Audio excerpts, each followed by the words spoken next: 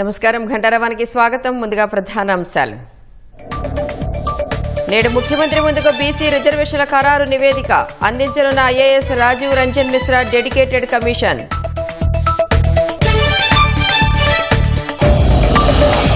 నూట 30 రిజర్వాయర్ల వద్ద పంపుడు స్టోరేజ్ ప్లాంట్లు పెడదామన్న సీఎం. సాధ్య అసాధ్యాలపై అధ్యయనం చేయాలని ఆదేశం.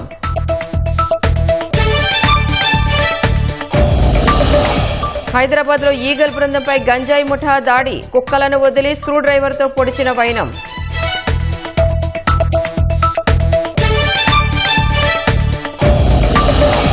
దేశవ్యాప్తంగా పలుచోట్ల దంచికొట్టిన వాన. లోతట్టు ప్రాంతాలు జలమయం. జనం ఇబ్బందులు.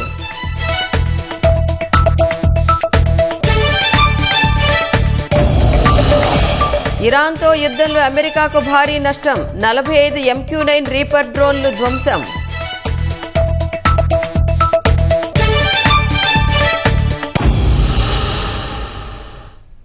రాష్ట్రంలో బీసీల రిజర్వేషన్ల ఖరారు కోసం ఏర్పాటైన విశ్రాంత ఐఏఎస్ అధికారి రాజీవ్ రంజన్ మిశ్రా నేతృత్వంలోని డెడికేటెడ్ కమిషన్ నేడు సీఎం చంద్రబాబుకు నివేదికను అందించనుంది. సచివాలయంలో సీఎంను కలిసి తమ పరిశీలనలోని అంశాలను కమిషన్ వివరించనుంది. స్థానిక సంస్థల్లో రిజర్వేషన్లకు సంబంధించి సుప్రీంకోర్టు తీర్పునకు అనుగుణంగానే డెడికేటెడ్ కమిషన్ నివేదిక రూపొందించినట్లు సమాచారం. సమకాలీన సర్వేను కమిషన్ రిజర్వేషన్ల ఖరారుకు ప్రాతిపదికగా తీసుకుంది. దీని ప్రకారం రాష్ట్రంలో బీసీ జనాభా సుమారు 50.50% ఉంది. స్థానిక సంస్థల్లో మండల, జిల్లా, రాష్ట్ర స్థాయి స్థానాలకు వెనుకబడిన తరగతుల రిజర్వేషన్లను ఖరారు చేసినట్లు సమాచారం. ఎక్కడా మొత్తం రిజర్వేషన్లను 50% మించకుండా డెడికేటెడ్ కమిషన్ జాగ్రత్తలు తీసుకున్నట్లు తెలిసింది.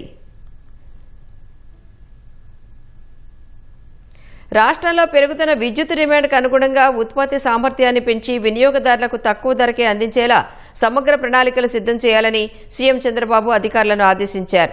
రాష్ట్రంలోని 130 రిజర్వాయర్ల వద్ద పంపుడు స్టోరేజ్ ఎనర్జీ ప్రాజెక్టుల ఏర్పాటు సాధ్య అసాధ్యాలపై అధ్యయనం చేయాలన్నారు. తీవ్ర వర్షాభావ పరిస్థితుల వల్ల విద్యుత్ ఉత్పత్తికి ఇబ్బందులు రాకుండా ముందస్తు చర్యలు చేపట్టాలని సూచించారు. సచివాలయంలో విద్యుత్ శాఖపై సీఎం చంద్రబాబు సమీక్షించారు. రాష్ట్రంలో వేగంగా పుంజుకుంటున్న పారిశ్రామికీకరణ వల్ల ప్రతి 6 ఏళ్లకు విద్యుత్ వినియోగం రెట్టింపవుతోందని, దీనికి తగ్గట్టుగా పవర్ జనరేషన్ ప్లాన్స్ రూపొందించాలని సీఎం అధికారులకు సూచించారు. పోలవరంతో పాటు ఇతర రిజర్వాయర్ల వద్ద పంప్డ్ స్టోరేజ్ ప్రాజెక్టుల ఎకనామిక్ ఫీజిబిలిటీపై సమగ్ర అధ్యయనం చేయాలని ఆదేశించారు.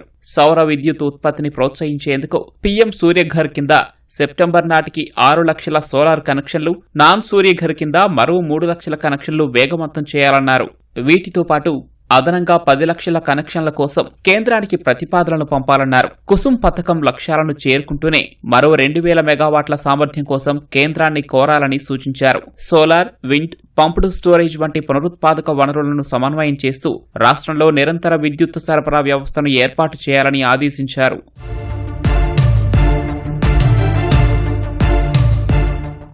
విద్యుత్తు కొనుగోలు ధరలను తగ్గించడంపై ప్రభుత్వం ప్రత్యేకంగా దృష్టి సారించిందని సీఎం తెలిపారు. యూనిట్ విద్యుత్తు కొనుగోలు ధరను ఈ ఏడాదే ₹4.60కు తగ్గించాలని, 2029 నాటికి దీన్ని ₹4కు తీసుకురావాలని అధికారులకు గడువు విధించారు. పవర్ స్వాపింగ్, కుసుమ్, సూర్యఘర్ వంటి వివిధ మోడళ్లను సమర్థంగా ఇంటిగ్రేట్ చేయడం ద్వారా ఇది సాధ్యమవుతుందన్నారు. విద్యుత్తు కొనుగోళ్లలో ఆప్టిమైజేషన్ ద్వారా ఇప్పటికే 234 కోట్లు, ప్రాంప్ట్ పేమెంట్ రిబేట్ కింద 100 కోట్లు ఆదా చేయడం పట్ల సంతోషం వ్యక్తం చేశారు. ఇకపై విద్యుత్తు సంస్థలపై ఉన్న రుణ భారాన్ని తగ్గించేందుకు ఆర్థిక సంస్థలతో నిరంతరం సంప్రదింపులు జరిపి వడ్డీ రేట్లను తగ్గించాలని ఆదేశించారు. ఆస్తుల కల్పన, మూలధన పెట్టుబడుల కోసం మాత్రమే అప్పులు చేయాలని, ఇతర రోజువారీ అవసరాల కోసం రుణాల కోసం వెళ్లే పరిస్థితి రాకూడదని తేల్చి చెప్పారు. రాష్ట్రంలోని 6 విద్యుత్ సంస్థలు సమర్థంగా పనిచేసేలా రేటింగ్ విధానాన్ని తీసుకురావాలని సీఎం నిర్ణయించారు. ప్రైవేటు, కార్పొరేట్ సంస్థలకు ధీటుగా ప్రభుత్వ విద్యుత్ సంస్థలను తీర్చిదిద్దాలని, ప్రతి సంస్థకు ఖచ్చితమైన లక్ష్యాలను నిర్దేశించాలని ఆదేశించారు. సాధారణ వినియోగదారులపై విద్యుత్ టారిఫ్ భారం పెంచకుండానే పంపిణీ నష్టాలను తగ్గించి సంస్థలను లాభాల బాట పట్టించాలన్నారు. సాయికృష్ణ కేసులో పోలీసులను నిందితులుగా చేర్చాలని కోరుతూ వైసీపీ నేత గురుమూర్తి దాఖలు చేసిన పిటిషన్ విచారణ ప్రక్రియపై హైకోర్టు స్టే విధించింది. ప్రైవేటు ఫిర్యాదులో గురుమూర్తి ఇతర సాక్షుల వాంగ్మూలాలను నమోదు చేసేందుకు విజయవాడలోని 2వ అదనపు జ్యుడిషియల్ ఫస్ట్ క్లాస్ మ్యాజిస్ట్రేట్ చర్యలు చేపట్టడాన్ని హైకోర్టు తప్పుపట్టింది. తదుపరి విచారణను 6 వారాలకు వాయిదా వేసింది. సాయి కృష్ణ కస్టోడియల్ డెత్ ఆరోపణల కేసులో వైసీపీ ఎంపీ గురుమూర్తి వేసిన ప్రైవేటు పిటిషన్ను విజయవాడలోని 2వ అదనపు జ్యుడిషియల్ ఫస్ట్ క్లాస్ మ్యాజిస్ట్రేట్ విచారణకు స్వీకరించి తదుపరి చర్యలకు ఆదేశించడాన్ని హైకోర్టు తప్పుపట్టింది. సాయి కృష్ణ కేసులో DGP, Vijayawada police commissioner, south zone ఏసీపీల్ని నిందితులుగా చేర్చి వారిపై విచారణ జరపాలంటూ గురుమూర్తి ప్రైవేట్ ఫిర్యాదులో కోరారు. ఈ పిటిషన్ను అనుమతించిన కోర్టు సాక్షుల వాంగ్మూలాల్ని నమోదు చేసేందుకు చర్యలు చేపట్టింది. ఈ చర్యలపై హైకోర్టులో విచారణ జరిగింది. సాయి కృష్ణ కస్టోడియల్ టార్చర్లో మృతి చెందారనే ఆరోపణలపై ఇప్పటికే సిట్ విచారణ జరుపుతోందని ఏసీపీ తరపున న్యాయవాది ఉన్నం మురళీధర్రావు వాదించారు. ఈ దశలో గురుమూర్తి రాష్ట్ర డీజీపీ, విజయవాడ పోలీస్ కమిషనర్, ఏసీపీలను నిందితులుగా చేర్చి ప్రైవేటు ఫిర్యాదు చేయడం కోర్టు విచారణను దుర్వినియోగం చేయడమేనన్నారు. ఉన్నతాధికారులపై బురద జల్లడానికే ఫిర్యాదు చేశారని, పోలీసులపై విచారణ ప్రారంభించాలంటే సంబంధిత అథారిటీ నుంచి అనుమతి తప్పనిసరని కోర్టు దృష్టికి తెచ్చారు. ప్రస్తుత విషయంలో అనుమతి లేదని, ప్రైవేటు ఫిర్యాదును విచారణకు స్వీకరించే క్రమంలో మ్యాజిస్ట్రేట్ చట్ట నిబంధనలు పాటించలేదని అన్నారు. పోలీసులకు నోటీసులు ఇచ్చి వివరణ తీసుకోలేదని, ఫిర్యాదుదారు వాంగ్మూలాన్ని ఈ నెల 17న నమోదు చేసేందుకు నిర్ణయించడమంటే ఆ ఫిర్యాదును విచారణకు తీసుకున్నట్లుగానే భావించాలన్నారు. ప్రైవేటు ఫిర్యాదులో తదుపరి చర్యల్ని నిలిపివేయాలని కోరారు. సాయి కృష్ణ కేసును ప్రభుత్వం తీవ్రంగా పరిగణించిందని, ఈ నేపథ్యంలోనే సిట్ను ఏర్పాటు చేసిందని పీపీ లక్ష్మీనారాయణ వాదించారు. దర్యాప్తు పూర్తి చేసి తుది నివేదిక లేదా ఛార్జిషీట్ దాఖలు చేశాకే ప్రైవేటు ఫిర్యాదు ప్రస్తావన వస్తుందని కోర్టుకు తెలిపారు. ప్రైవేటు ఫిర్యాదుకు విచారణార్హత లేదని పేర్కొన్నారు.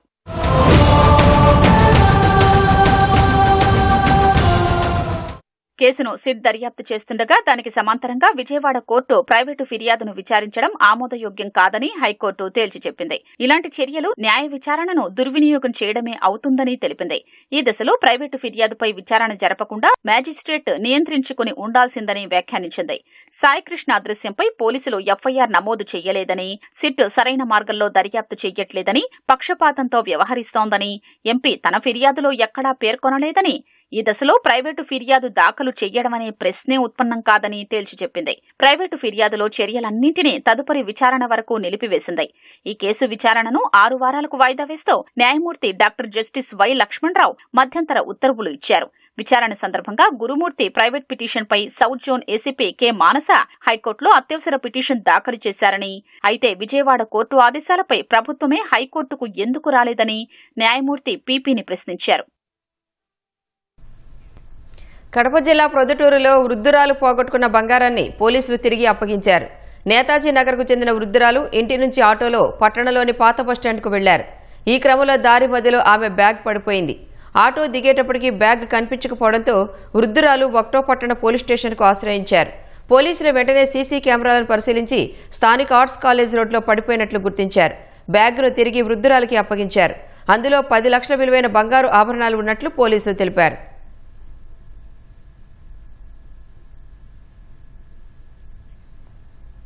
అర్ధరాత్రి బాలానగర్లో గంజాయి ముఠా కోసం వెళ్లిన పోలీసులకు నిందితులు చుక్కలు చూపించారు. పోలీసులపైకి కుక్కలను ఉసిగొల్పి ఇన్స్పెక్టర్పై స్క్రూ డ్రైవర్తో దాడి చేసి భవనాలపై నుంచి దూకుతూ పరారయ్యేందుకు ప్రయత్నించారు. 3 అంతస్తుల భవనం మీద నుంచి దూకిన నిందితుడిని పోలీసులు పట్టుకోవడంతో హైడ్రామాకు తెరపడింది.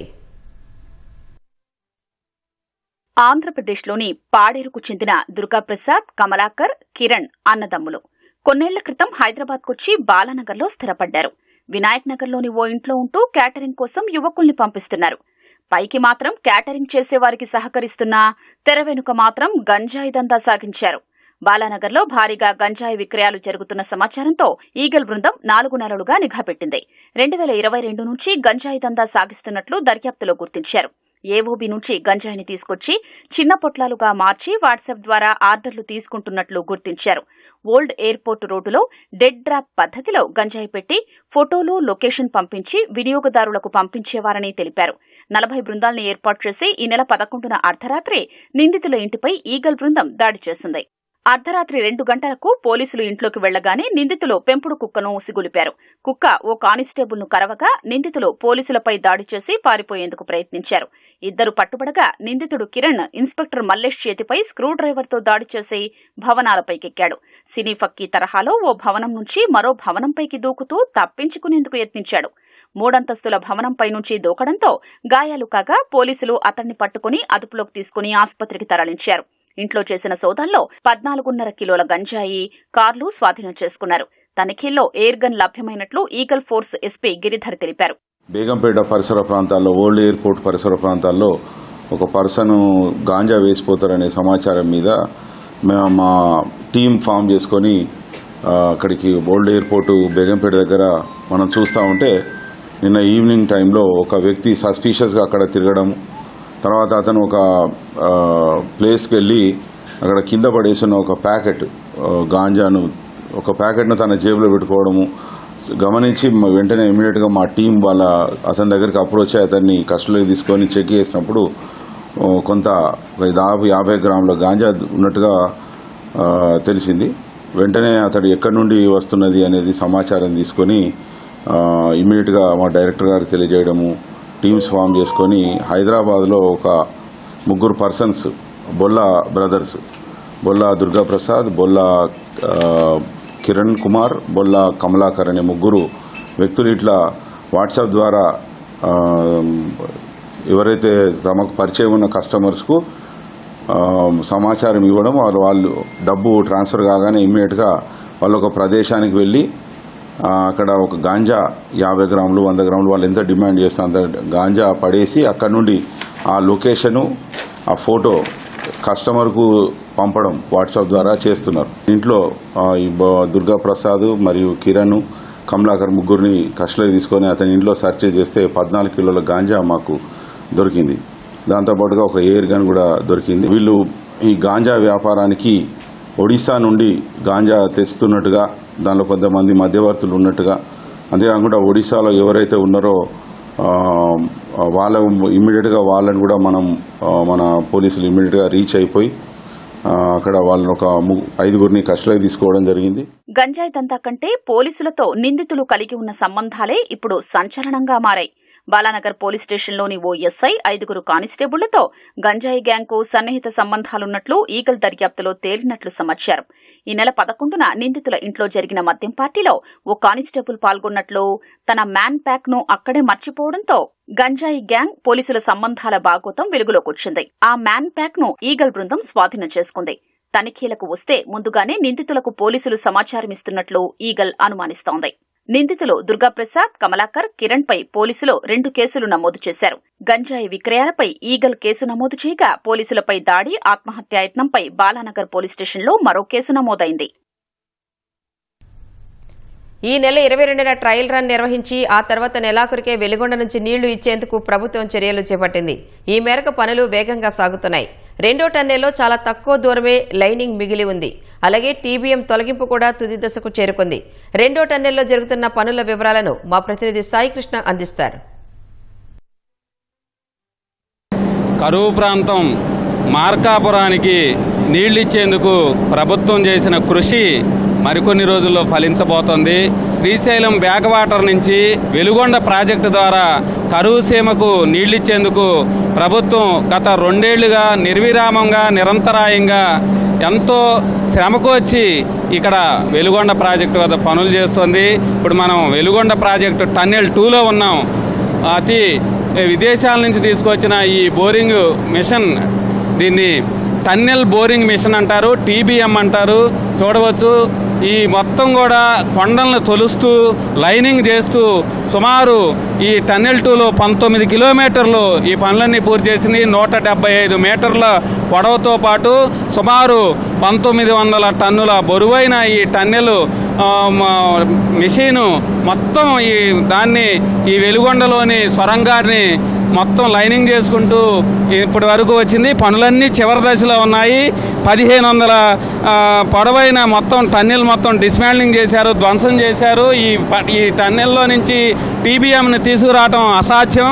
అందుకే లోపలే ధ్వంసం చేసుకుంటూ మిగతా లైనింగ్ కొద్దిగా ఉంది, ఆ లైనింగ్ పనులు అయితే పూర్తి చేస్తున్నారు. ఇది చాలా అద్భుతమైన ఘట్టం. ఇంజనీరింగ్ నిపుణులతో పాటు సిబ్బంది నిరంతరాయంగా రాత్రి పగలు పనిచేసి ఈ మొత్తం సొరంగాన్ని నీరు సునాయాసంగా శ్రీశైల జలాలు వెలుగొండ ప్రాజెక్టు ఈ సొరంగంలో నుంచి దిగువకు నల్లమల సాగర్కు ప్రవహించేలా పనులైతే జరుగుతున్నాయి.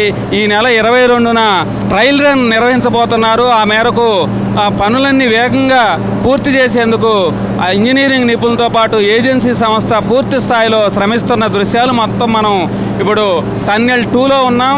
ఈ టన్నెల్ 2ని చూడవచ్చు. ఇప్పటి వరకు ఈ బోరింగ్ మిషన్ ఇలా మొత్తం పూర్తి స్థాయిలో దీన్ని అనువుగా నీరు ఇచ్చేందుకు అనువుగా తయారు చేసింది. మన రాష్ట్రంలో సాగునీటి కోసం ఇంత పొడవైన సొరంగాలు తవ్వటం వెలిగొండ ప్రాజెక్టే అని చెప్పాలి. అలాగే దీని ద్వారా మొదటి దశ నిర్మాణం పూర్తి చేసి మార్కాపురం, కనిగిరి, గిద్దలూరు, ఎర్రగొండపాలెం ఈ ప్రాంతాలకు తొలి దశలో 1,19,000 క్యూసెక్కుల నీరు ఇవ్వబోతున్నారు. ఇది ఒక ఇంజనీరింగ్ అద్భుతం అని చెప్పాలి. అర్ధరాత్రి సమయంలోనూ కార్మికులంతా కూడా ఇక్కడ శ్రమిస్తూ దీన్ని తొలగించేందుకు పనులు చేస్తున్నారు. రాత్రి పగలు తేడా లేకుండా ప్రభుత్వం ఒక లక్ష్యం నిర్దేశించింది ఈ ప్రాజెక్టు ప్రారంభించడానికి. ఇక్కడి నుంచి మనం ఇంకా 6 కిలోమీటర్ల వైపు చూసుకుంటే 6 కిలోమీటర్ల దూరంలో శ్రీశైలం బ్యాక్ వాటర్ జలాలు ఉన్నాయి. ఈ 6 కిలోమీటర్లు కూడా లైనింగ్ వరకు పూర్తయింది. ఈ కొంత గ్యాప్లో మాత్రమే ఇంకా లైనింగ్ పూర్తి చేయాల్సి ఉంటుంది. 6 కిలోమీటర్లు చివర దాని ఎంట్రీ పాయింట్ అంటారు. బ్యాక్ వాటర్ శ్రీశైలం జలాశయంలో 854 అడుగుల నీటి మట్టం ఉంటే ఆ ఒత్తిడికి నీరు గేట్లు అక్కడ ఏర్పాటు చేశారు. ఆ గేట్లు ఎత్తేస్తే ఈ 2 సొరంగ మార్గాల ద్వారా 19 కిలోమీటర్లు ఒక్కొక్కటి నీరు ప్రవహిస్తూ దిగువకు వస్తుంది. ఎగ్జిట్ పాయింట్ నుంచి ఫీడర్ ఛానల్ ద్వారా ప్రయాణిస్తూ అక్కడి నుంచి నల్లమల సాగర్లోకి వెళ్తుంది. మొత్తం 53 టీఎంసీలు పైగా సామర్థ్యంతో నల్లమల్ల ప్రాజెక్టు కొండల చుట్టూ ఏర్పాటు చేశారు. ప్రస్తుతం అయితే 43 టీఎంసీల నీరు నిలవబెట్టాలనేది ప్రభుత్వ లక్ష్యం. అయితే ఈ టన్నెళ్ళు చాలా కష్టపడి సిబ్బంది నిరంతరంగా శ్రమిస్తూ ఇక్కడ చాలా వేడితో కూడిన వాతావరణం ఉంటుంది, ఉక్కపోతుంటుంది. ఒక్కొక్కసారి అధిక ఉష్ణోగ్రతలు, గాలి అందక, చెమట, ఉక్కపోతతో సిబ్బంది అయితే చాలా కష్టపడి పనిచేస్తున్న దృశ్యాలు అయితే మనం చూస్తున్నాం. అర్ధరాత్రి సమయంలోనూ ఇక్కడ పనులు నిరంతరాయంగా సాగుతున్నాయి. ఈ నెల 22న దీనికి ట్రయల్ రన్ నిర్వహించబోతున్నారు. అలాగే నెలాఖరుకు 2 టన్నెల్లో నుంచి నీరు విడుదల చేసి సుమారు 10 టీఎంసీల వరకు కూడా నల్లమల సాగర్లో నిల్వ చేసేందుకు ప్రభుత్వం సన్నద్ధమైంది. ప్రకాశం జిల్లాతో పాటు కడప జిల్లా, నెల్లూరు జిల్లా ఈ ప్రాంతం అంతటికీ కూడా ప్రజలకు పంట భూములతో పాటు తాగునీరు అందించేందుకు ఇక్కడ సన్నద్ధం చేస్తున్నారు.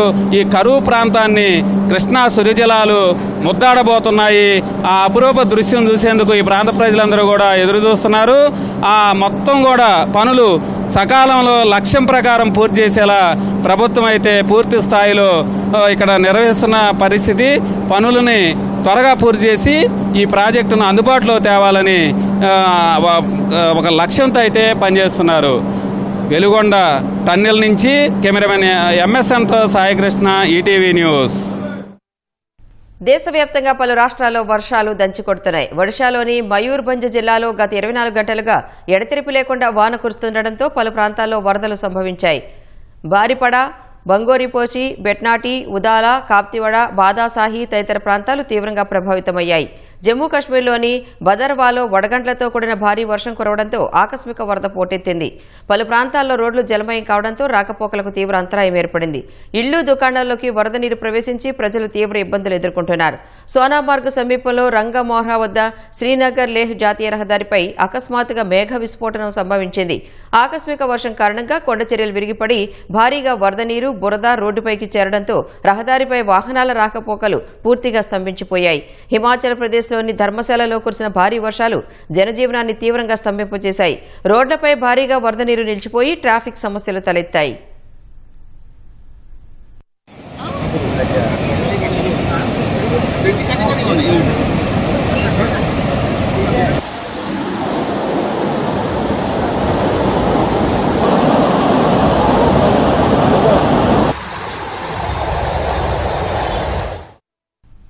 కరెంటు షాక్ వల్ల సంభవించే మరణాలకు ఎలక్ట్రిసిటీ అధికారులే సంపూర్ణ బాధ్యత వహించాల్సి ఉంటుందని సుప్రీంకోర్టు స్పష్టం చేసింది. ఇందులో ఎలాంటి సందేహం లేదని పేర్కొంది. అయితే మినహాయింపు లేకుండా అన్ని ఘటనలకు ఆ పూర్తి బాధ్యత వర్తింపచేయలేమని justice Sanjay Karol, justice N Koteshwar Singh ధర్మాసనం స్పష్టం చేసింది. కరెంటు షాక్ వల్ల సంభవించిన మరణాలకు కర్ణాటక పవర్ ట్రాన్స్మిషన్ కార్పొరేషన్దే పూర్తి బాధ్యత అని పేర్కొంటూ ఆ రాష్ట్ర హైకోర్టు ఏకసభ్య, ద్విసభ్య ధర్మాసనాలు వెలువరించిన తీర్పులను కొట్టివేస్తూ కీలక వ్యాఖ్యలు చేసింది. క్రికెట్ బంతిని తీసుకోబోయి 66 kV విద్యుత్ లైన్ను తాకి ఒకరు మరణించగా 11 kV ట్రాన్స్మిషన్ లైన్ను తాకి మరొకరు తీవ్రంగా గాయపడిన ఘటనలకు సంబంధించి ఈ నిర్ణయం వెలువడింది. విద్యుత్ సరఫరా తీవ్ర ప్రమాదంతో కూడి ఉంటుందని, పంపిణీలోనూ నష్టాలు ఉంటాయని సుప్రీంకోర్టు పేర్కొంది. వీటి వల్ల ప్రమాదానికి గురైన వ్యక్తులకు ఎవరి కారణంగా ఘటన జరిగిందనే అంశంతో సంబంధం లేకుండా పరిహారం చెల్లించాల్సి ఉంటుందని తెలిపింది. ఇరాన్తో జరిగిన యుద్ధంలో అమెరికాకు భారీ ఆయుధ నష్టం వాటిల్లింది. అత్యంత కీలకమైన MQ-9 రీపర్ డ్రోన్లను అమెరికా పెద్ద సంఖ్యలో కోల్పోయినట్లు వాషింగ్టన్ పోస్ట్ సంచలన కథనం ప్రచురించింది.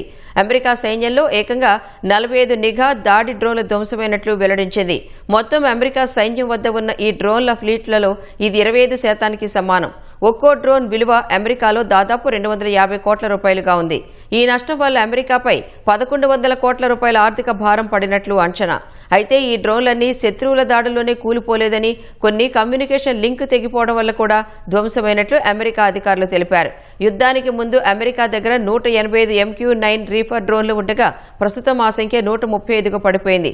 భారత్ కూడా 31 MQ-9 రీపర్ డ్రోన్లను కొనుగోలు చేసేందుకు 2024లో అమెరికాతో ఒప్పందం కుదుర్చుకుంది. అయితే ఒక్కో డ్రోన్కు దాదాపు 1000 కోట్ల చొప్పున 32,000 కోట్ల రూపాయలతో ఒప్పందం కుదిరింది. సింధు జలాల ఒప్పందం వ్యవహారంపై పాకిస్తాన్ ప్రధాని షహబాజ్ షరీఫ్ మరోసారి భారత్పై అక్కసు వెళ్లగక్కారు. ఇస్లామాబాద్లో జరిగిన ఒక కార్యక్రమంలో ప్రసంగించిన షరీఫ్ సింధు జలాల వాటా విషయంలో భారత్ను హెచ్చరిస్తూ నోరు పారేసుకున్నారు. పాకిస్తాన్ నీటి హక్కులను కాలరాసేలా భారత్ ఎలాంటి చర్యలకు పాల్పడినా తీవ్రంగా బదిలిస్తామని ప్రగల్భాలు పలికారు. పాకిస్తాన్కు దక్కాల్సిన ప్రతి నీటి బొట్టు తమకు రెడ్ లైనే అని షరీఫ్ వ్యాఖ్యానించారు. తాము శాంతిని కోరుకుంటున్నామన్న ఆయన తమ సార్వభౌమాధికారానికి ముప్పు వాటిల్లితే మాత్రం చూస్తూ ఊరుకోబోమన్నారు. 2025లో భారత్తో జరిగిన ఘర్షణలో పాకిస్తాన్ పైచేయి సాధించిందని, భవిష్యత్తులోనూ ఏవైనా దాడులకు దిగితే అంతకంటే గట్టిగా బుద్ధి చెబుతామని షరీఫ్ మేకపోతు గాంభీర్యం ప్రదర్శించారు. 2025 ఏప్రిల్ పెహల్గాంలో ఉగ్రదాడి తర్వాత సింధు జలాల ఒప్పందాన్ని భారత్ నిలిపివేసింది. దీంతో అక్కడ వ్యవసాయంతో పాటు తాగునీటిపై తీవ్ర ప్రభావం పడుతోంది. సింధు జలాలను విడుదల చేయాలని పదే పదే పాక్ డిమాండ్లు చేస్తోంది. అయితే నీరు, రక్తం కలిసి ప్రవహించలేవని, సీమాంతర ఉగ్రదాడులను ఆపితేనే ఈ అంశంపై ఆలోచిస్తామని భారత్ తెగేసి చెప్పింది. పండుగ వచ్చిందంటే చాలు స్వీట్ షాపులు కొత్త కొత్త వెరైటీలతో కస్టమర్లను ఆకట్టుకుంటాయి.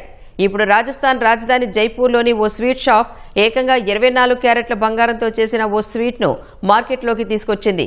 రాజస్థానీల సంప్రదాయ మిఠాయి అయిన ఘేవర్ను అత్యంత ఖరీదైనదిగా తీర్చిదిద్దింది.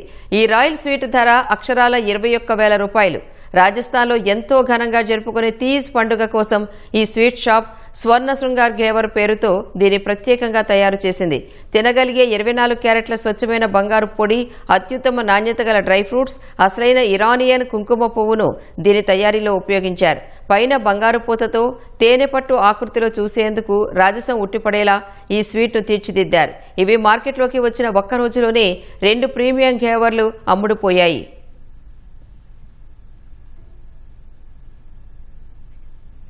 పార్వతీపురం మన్యం జిల్లా జియమ్మ వలస మండలం పరజపాడులో అద్భుతమైన ఘటన జరిగింది. గ్రామ పొలిమేర్లలో సంచరిస్తున్న ఏనుగుల గుంపు శివాలయం వద్ద చేరుకుని కాసేపు సందడి చేశాయి. కైలాసనాథుడికి తొండాలు ఎత్తి భక్తితో నమస్కరించాయి. గజరాజుల భక్తితో పరమేశ్వరుడికి ప్రణామం చేస్తున్న దృశ్యాలను గ్రామస్తులు తమ ఫోన్లలో చిత్రీకరించి సోషల్ మీడియాలో పంచుకున్నారు. ప్రస్తుతం ఆ వీడియోలు సామాజిక మాధ్యమాల్లో వైరల్ అయ్యాయి. అయితే ఏనుగులు కొద్దిసేపు ఆలయం వద్ద గడిపి ఎవరికీ ఎలాంటి హాని చేయకుండా అక్కడి నుంచి వెళ్లిపోయాయి. సాక్షాత్తు పరమశివుని దర్శించుకోవడానికే గజరాజులు వచ్చాయని స్థానికులు మాట్లాడుకుంటున్నారు.